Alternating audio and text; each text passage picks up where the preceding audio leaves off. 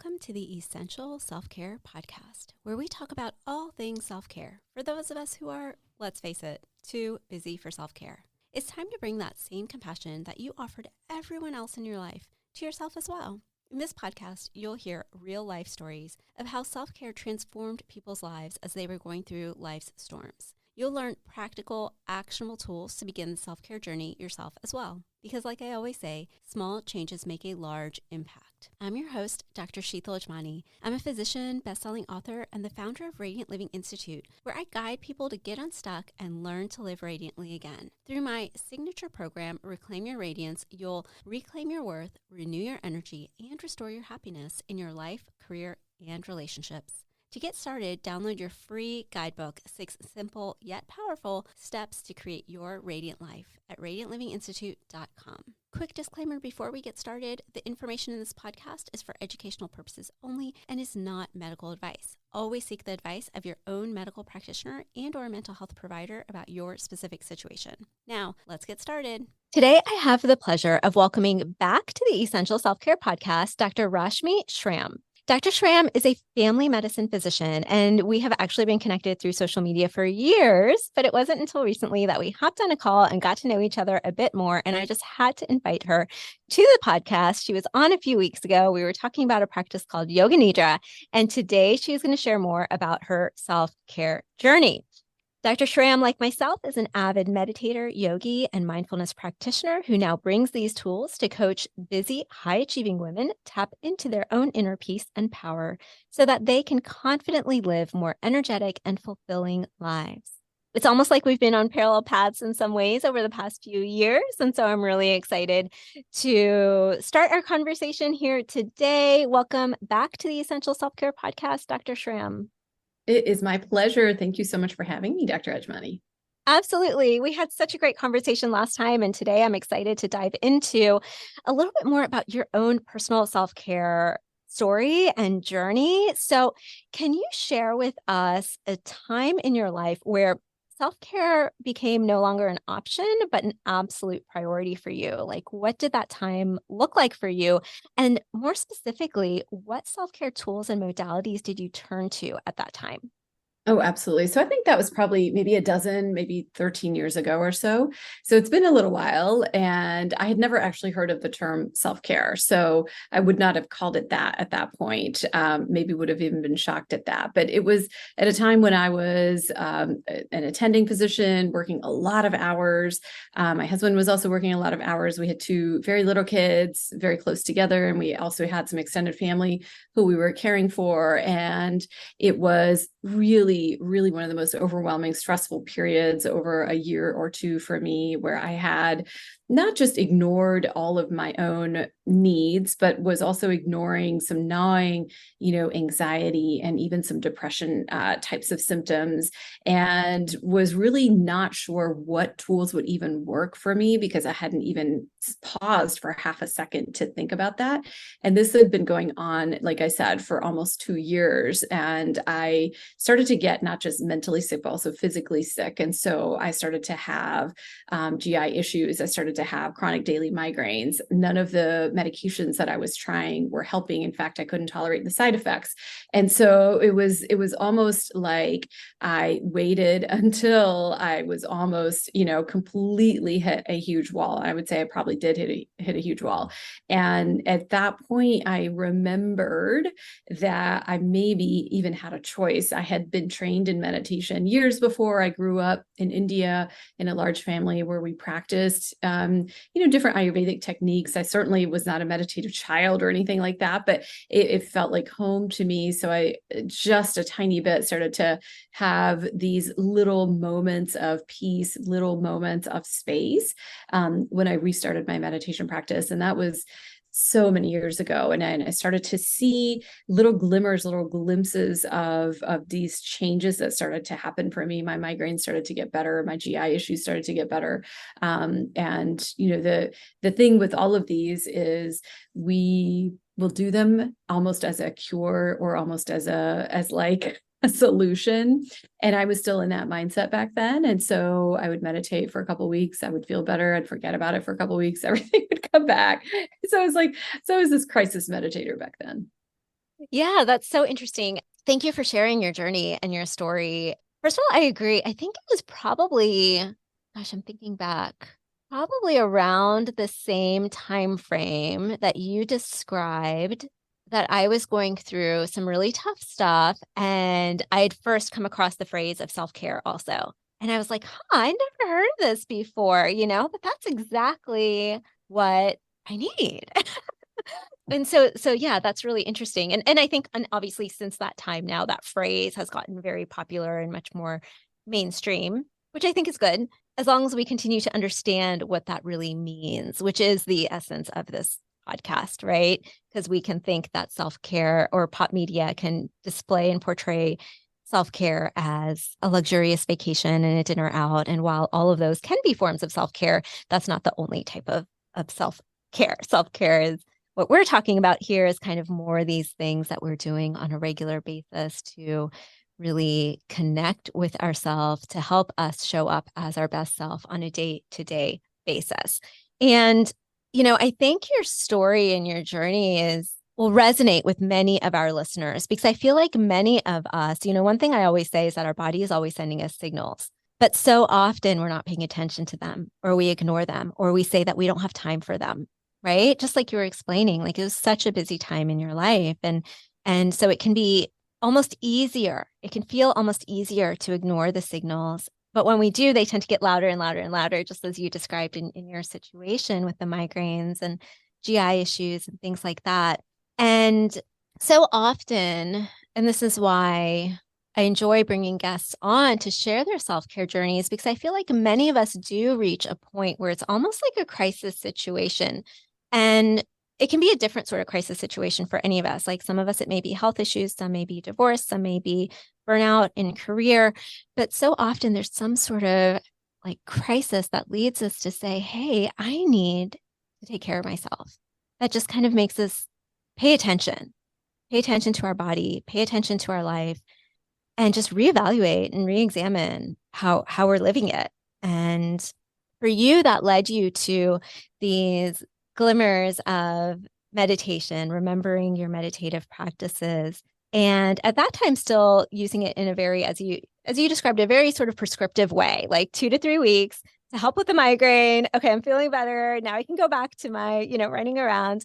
And so what was but then those symptoms came back. So what was that change for you that now it's become part of a regular practice for you, that it's shifted from sort of this solution within a crisis moment to being actually part of your daily life? Oh, I love that question. I forgot to tell you too that one of those aha moments was I was literally passing a kidney stone as a 30-something-year-old woman while I was seeing a patient. And as I was typing my note in the room, I still vividly recall just tears pouring down my eyes. No one even paid attention, right? Because we're in such a hurry.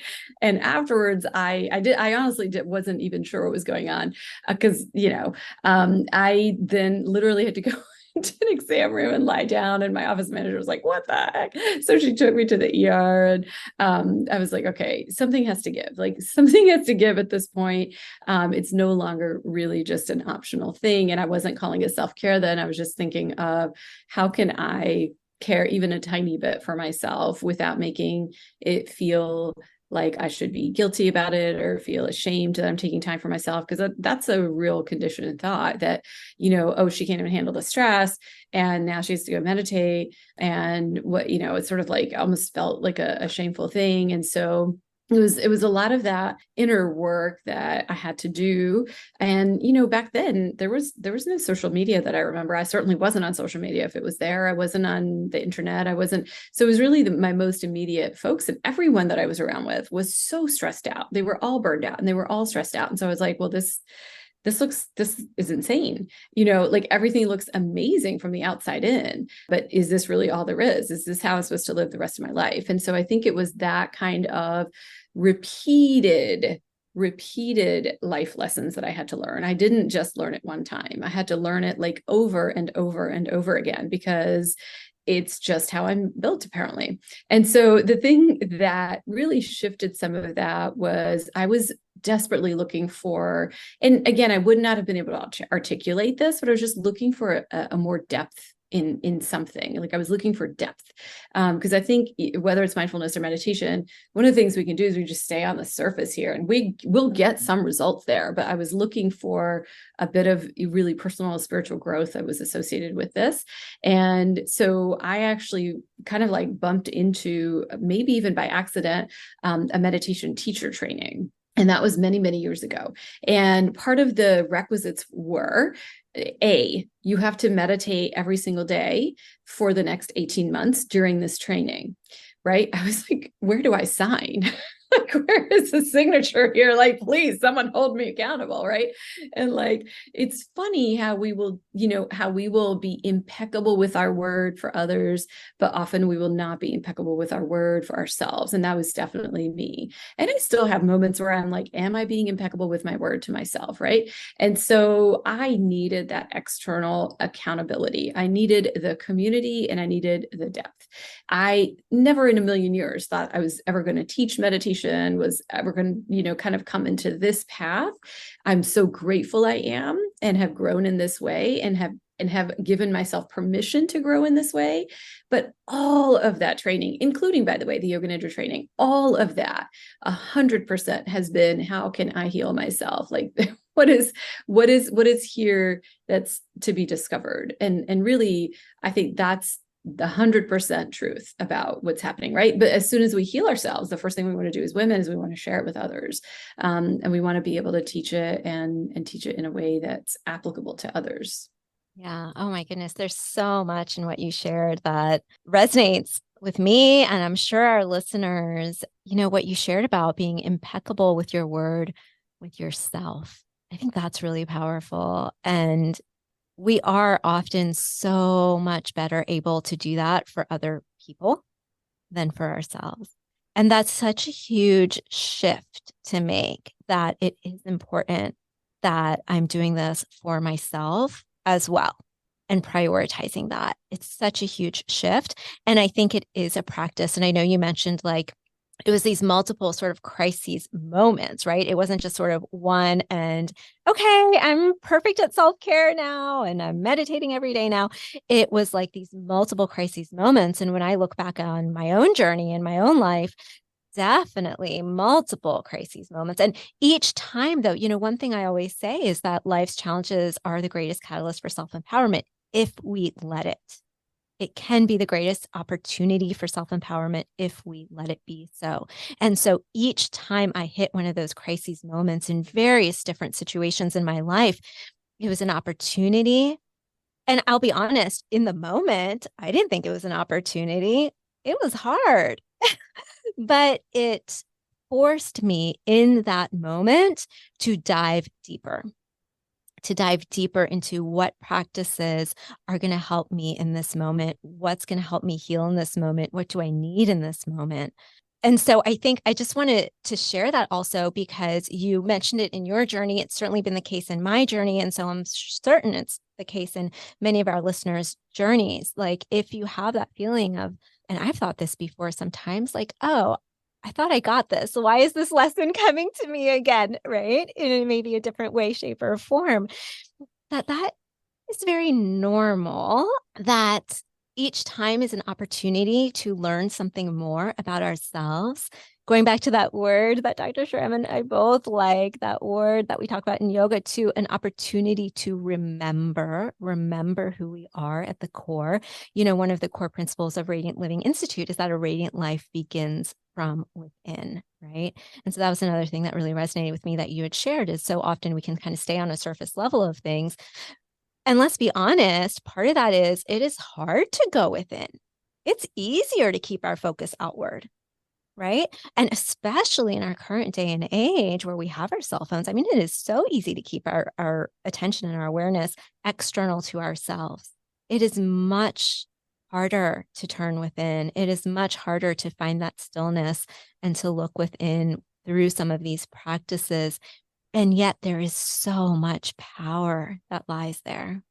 Absolutely. It is so much more rewarding when we give ourselves permission to accept, surrender, to to witness and to just be with whatever is there, the rewards can be astounding. And they all sound simple, and in many ways they are, but they're very challenging to practice because it's so much easier for me to focus on work or on someone else or on some other external problem than it is to actually look inward and say, huh, what's in here? What am I making of this? How is this occurring to me? What, is there more turbulence than there needs to be? What kind of drama is my mind creating today in this moment?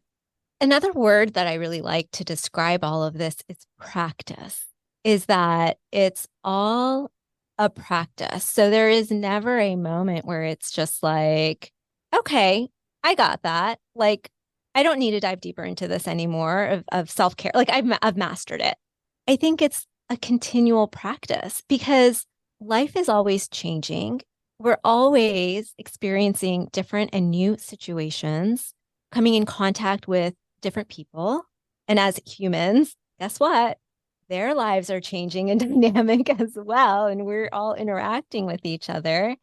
So there's always these unique situations coming up where we may need to turn to different self-care tools or modalities or practices, or that may help us see something in a different light, or are just other opportunities for growth. So I think remembering that it's all a practice, it is a journey. There's no like end destination, like, okay, I got it, I mastered it. Like it's all a practice, it's a journey. Oh yeah, 100%. There's no destination. And if someone says they've arrived, I think you should run from them. Yeah, absolutely. Now, as we're wrapping up this episode, I'm curious, meditation has now been a big part of your practice now for many years. So this many years into it, what can you say about how it helps you now in this moment on a regular basis? Yeah. And I really, I can't think of a day that I've missed a meditation in the last probably 8, 9, 10 years. So I think that's a good thing. And so it's become almost a part of who I am and how I move through my life. And I think the changes are absolutely profound. I probably would not recognize many parts of how I used to operate or think even, 5 or 6 years ago, if I were to look back on it. But, what I would say, what I would guesstimate would be just the amount of awareness that I have, my capacity to hold compassion for myself and others, my capacity to have even like maybe a nanosecond of extra space between when there is a trigger or when there is something that is that can cause a good bit of stress to the point where I'm reacting. So I'm really more most of the time in that responsive mode.